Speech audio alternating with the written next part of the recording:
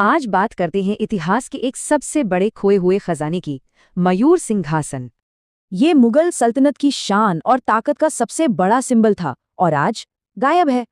इसकी कीमत का अंदाजा इस बात से लगाइए कि ये ताजमहल से भी 2 गुना महंगा था।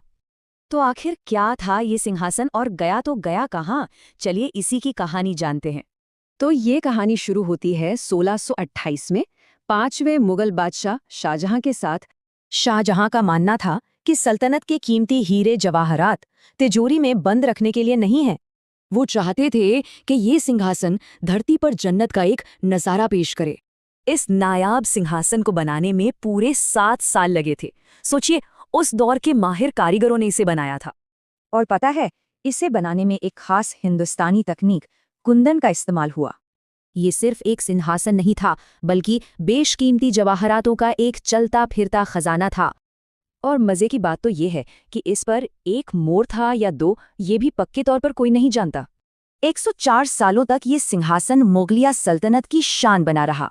लेकिन फिर आया साल 1739 और इस सुनहरे दौर का एक खौफनाक अंत हुआ। नादिर शाह ने अपनी जीत की सबसे बड़ी ट्रॉफी के तौर पर मयूर सिंहासन को अपने कब्जे में ले लिया। ये लूट इतनी बड़ी थी कि इसने मुगल सल्तनत की कमर ही तोड़ दी। तो बड़ा सवाल ये है कि हिंदुस्तान से बाहर जाने के बाद सिंहासन का क्या हुआ? नादिर शाह के कत्ल के बाद उसकी दौलत के लिए सिंहासन के टुकड़े टुकड़े कर दिए गए।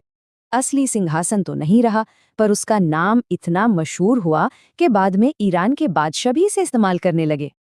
और आज उस सिंहासन के टुकड़े और उसकी विरासत दुनिया भर में फैली हुई है। इस सिंहासन की कहानी असल में बड़ी बड़ी सल्तनतों के बनने और बिगड़ने की कहानी है।